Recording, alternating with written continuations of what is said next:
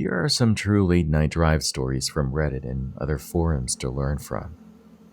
This one was posted a year ago by DiscoStud1515. So there I was, on my way back from a visit to my boyfriend's college. It's like a 3-hour drive, mostly on this expressway that cuts through the most rural parts of nowhere. Picture this. It's late. The kind of dark where you can't see the hand in front of your face, and then, out of the blue, my wheel starts shaking like it's possessed. Thank goodness there was a rest stop just ahead, so I managed to veer off and pull over. My friend's with me, but she's had one too many and is more a comedy act at this point than any real assistance. I pop the trunk to grab the jack and spare, figuring I've got a flat. That's when these two guys appear out of nowhere, offering to help. Now it's the middle of the night, we're in the boonies, and my alarm bells are softly ringing. But hey, changing a tire is not exactly my idea of a fun late night activity, and it usually takes me forever. So I let them have at it. But it quickly becomes clear they're clueless. Meanwhile, my friend, in her infinite wisdom, decides it's the perfect time to make new friends. I'm trying to wrangle her back into the car and diplomatically shoo the guys away, my skin crawling with the knees, when I catch a glimpse of another car creeping out from the back of the lot.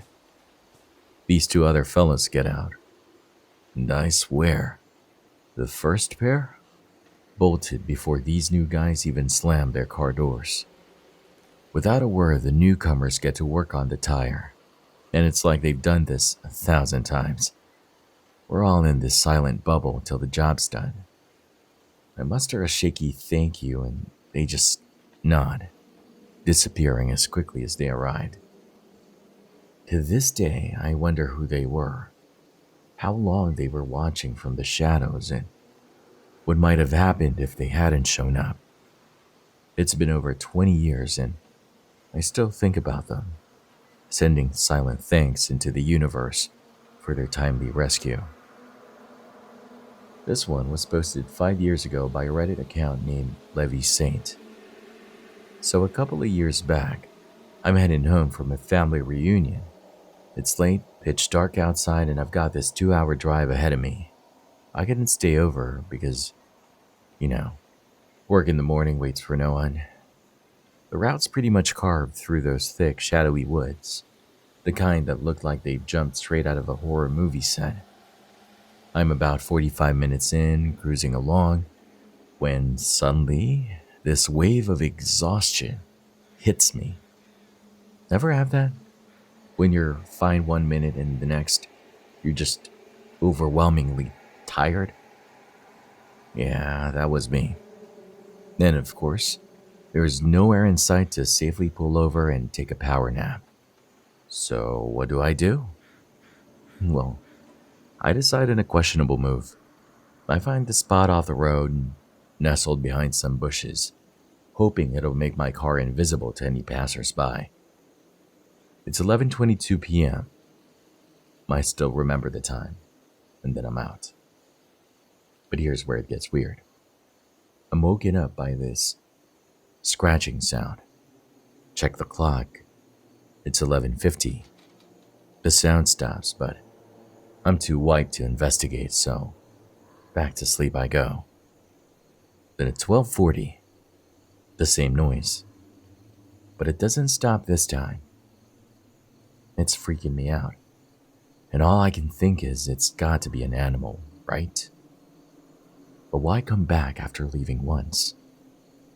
I risk a glance in the rear view and catch just the tail end of something darting into the trees.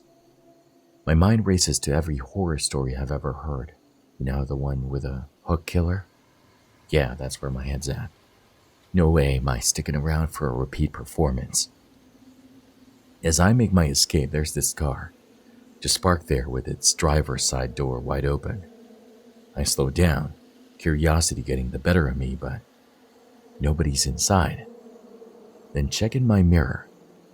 Suddenly, this guy's sprinting towards me, screaming his head off, demanding I get out of the car. That was my cue. I've never hit the gas so hard in my life, And the guy never saw him again. So, what's the takeaway here? If you're ever thinking about taking a snooze on the side of a desolate road, maybe, just maybe, think again. This one's from Are You Serious, posted in the same year. So picture this. A couple of summers back, I'm wrapping up a late night bike ride with a buddy of mine.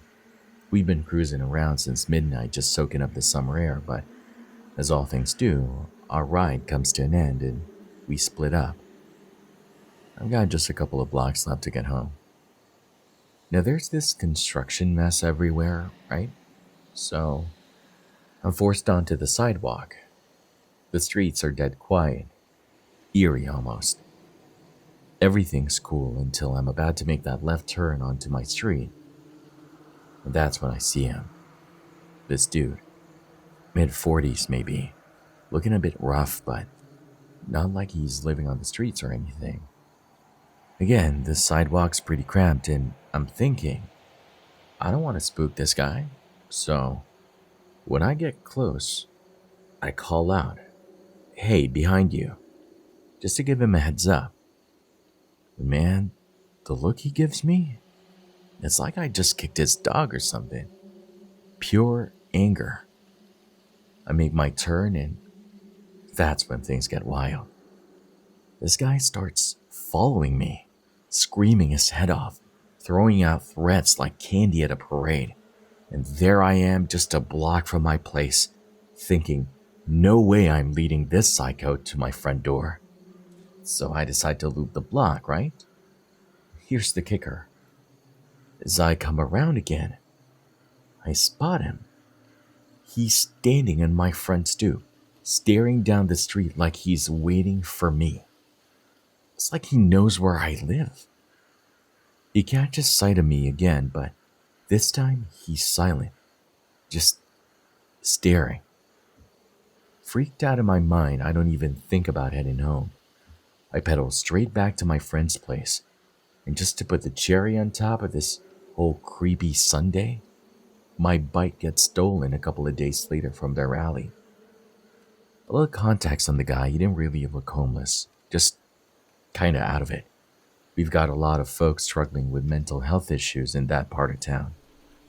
Normally I wouldn't think twice about passing someone, but the path was too narrow.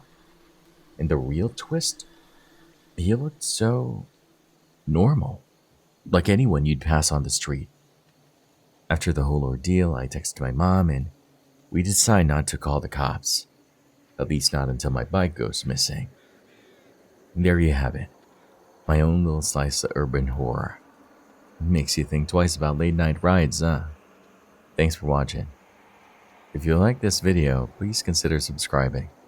It helps me out a lot. Stay safe and have pleasant dreams.